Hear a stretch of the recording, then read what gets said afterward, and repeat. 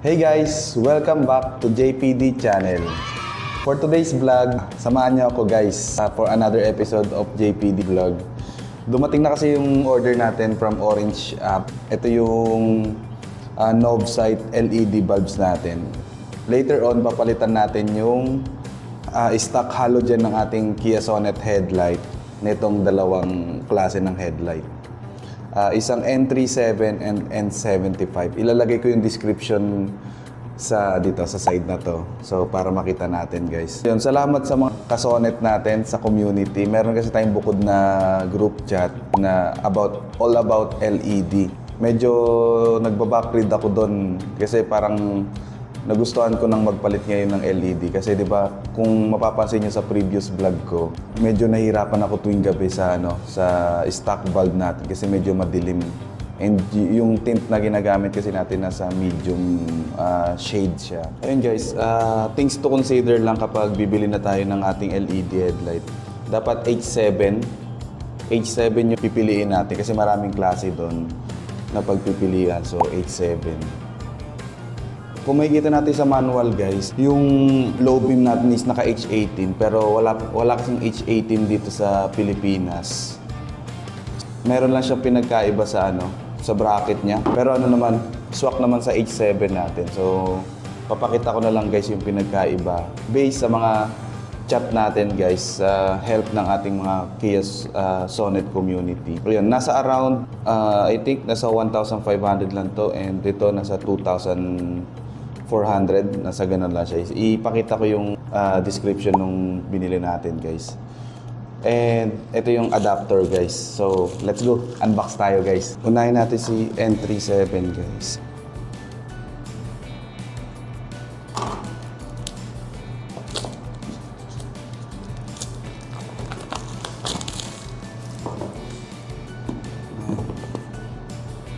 Ayan siya.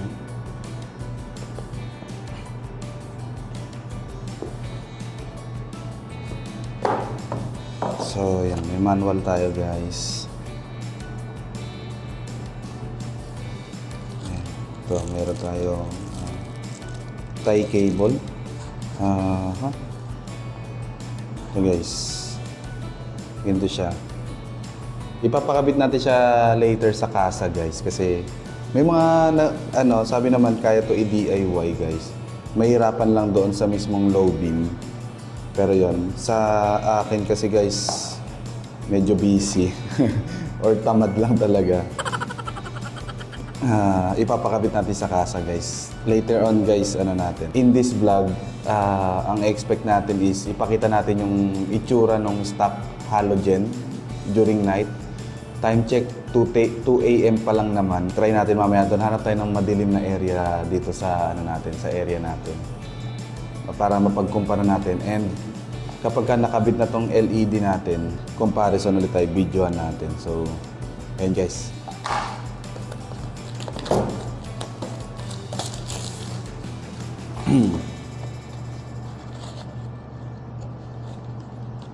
Ito naman mas maliit na version. Ayan, meron din siyang manual. Ito naman yung N75 natin. So, ayan. Pakita rin natin guys. Ingat lang, baka kasi sensitive siya Ayan, ganito siya guys. Kita ba? Ayan. Super excited na ako later guys. And ma-share tong content natin. So ito naman yung adapter. Nasa 130 pesos lang naman to. So shoutout kay Sir Joel. Siya yung LED master natin doon. And kay Boss Pat na mga naunang alay sa pagpapalit ng bulb. Si Sir Will, yan, kachat ko, ka-ML ko. So, bago tayo kasi, hindi naman, kumbaga, para sulit yung bibilin natin. Alam nating value for money yan. Nag-interview, nag-survey muna tayo sa mga ka-fellow Sonet natin. So, ito yung adapter. Tinatawag nila guys yan. Tofu, alam ko tofu ito. Mamaya, kailangan sa low beam natin guys. Yan. Punta ako ng umaga sa casa ngayon para mapakabit to. Yan guys. Doon naman tayo sa labas. Tingnan natin yung stock halogen para may reference tayo kapag naikabit naman tong LED. Punta natin si Sonet natin. Let's go.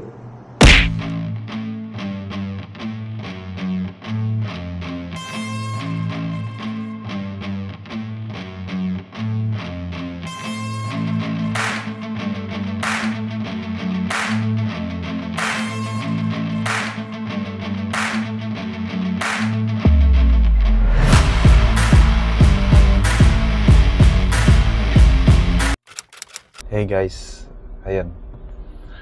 Nandito na tayo ngayon sa casa, Kia Acropolis, na pa-i-install na natin tong LED lights natin. Let's go, let's go.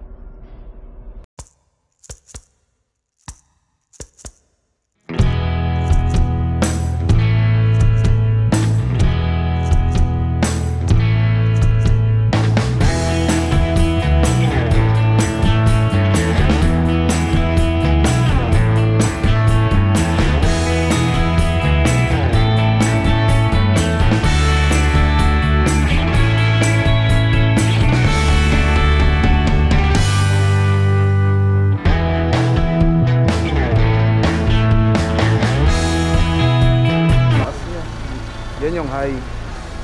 Alban po kasi yung ano kaya malakas. Oo. So kasi malawak po yung reflector niya. Hmm. Yung maliit lang.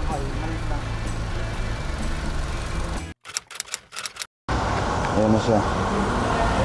Ha? Thank you. Ganda. Ito yung low beam niya guys. So, ayan. Matetesting natin ito mamayang gabi. Kapag naka high beam naman.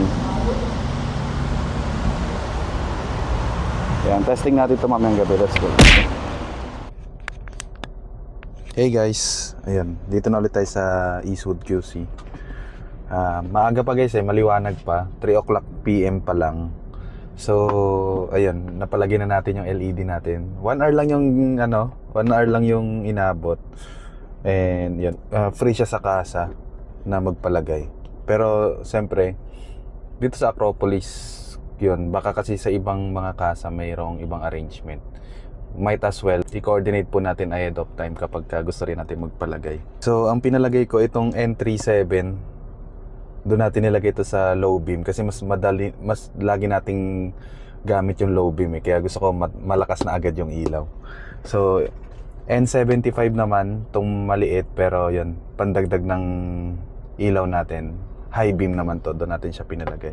And in-ensure din natin na hindi sabog yung ilaw. Parang kailangan siya, horizontal, parang ganon.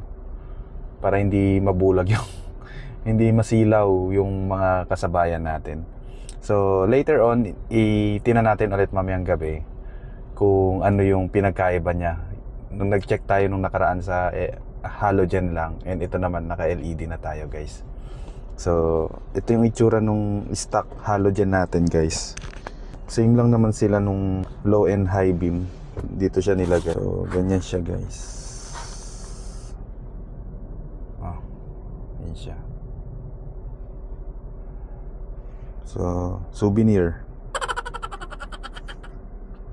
Medyo nahirapan lang si kuya nung nahirapan lang siya doon sa paglalagay sa low beam. Alam ko sa low kasi nahirapan siya doon sa binili nating adapter. So pero yun, nagawa niya ng paraan guys. Ayun guys, ito muna tayo and hintayin natin mamaya dumilim. Tuloy natin yung vlog natin. Thank you guys, bye bye. Ayun guys, day 2 na natin. Na-install na rin natin yung LED lights natin dito sa sa headlight unit natin, both low and high beam. So yan, check natin guys kung ano yung itsura nung nung ilaw niya sa gabi. Time check 1 AM na. Let's go, let's go. Ayan, ganyan yung itsura niya guys. Sa LED lights niya, Low beam lang to guys. Ang nilagay natin yung N37 ng knob sights. Knob sight pala. So ito naman yung itsura ng high beam.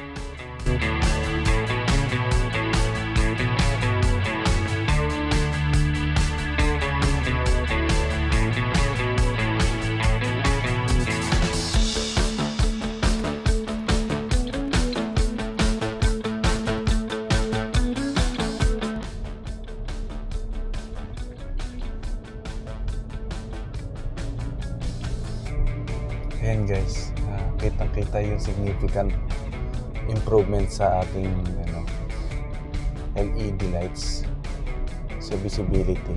Ayan, nakita natin. Ikutan natin tong township natin.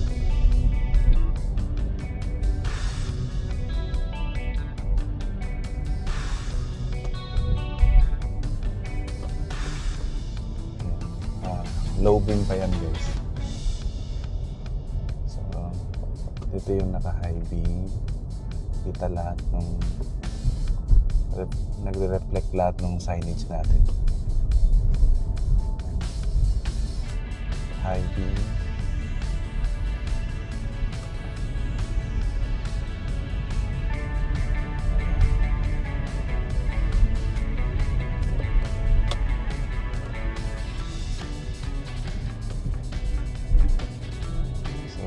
Ganda ng improvement sa visibility natin guys. Hanap tayo ulit ng madilim na lugar.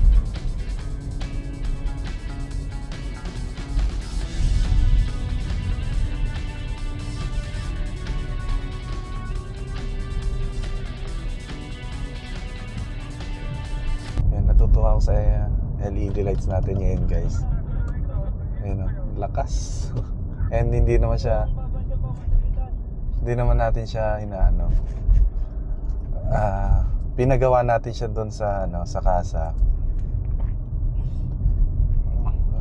Sinituit natin, hindi siya nakakasilaw kasi yun, kumbaga yung tutok ng ilaw, inassure natin na pababa siya, hindi siya pataas kasi nga pag pataas sabog siya at pwedeng makagkaroon ng concern sa ibang kasamahan natin sa kalsada. So yan siya. Sa mga LED expert guys, pa-check kung okay na tong baba nung ilaw kasi yan. Naka short range siya. Ayan o.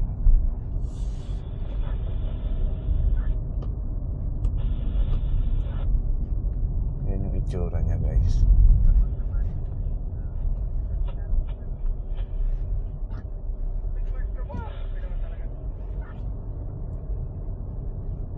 Try ulit natin sa madilim tayo. Ito tayo guys. Yun guys, nandito ulit tayo sa open space na medyo madilim para magkaroon tayo ng comparison sa shinoot natin kagabi na ayan, sa madilim siya guys. So try natin.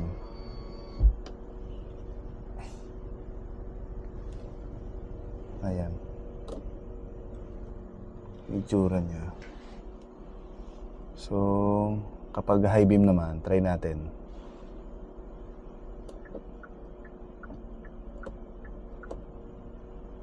Ayan siya.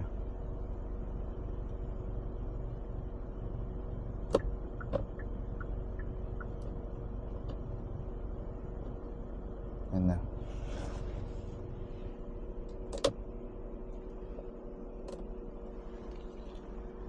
Ganyan siya guys.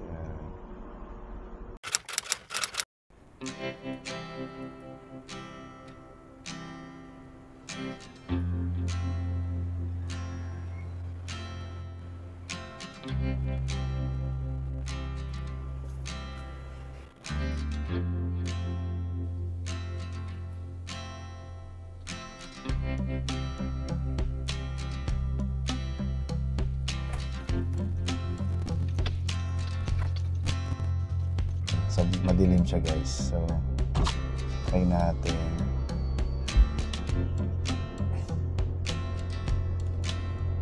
Ayan. Itsura niya. So, kapag high beam naman, try. Ayan siya.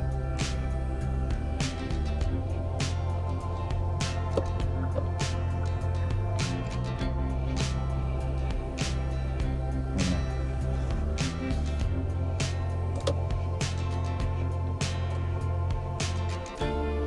Ayan siya guys.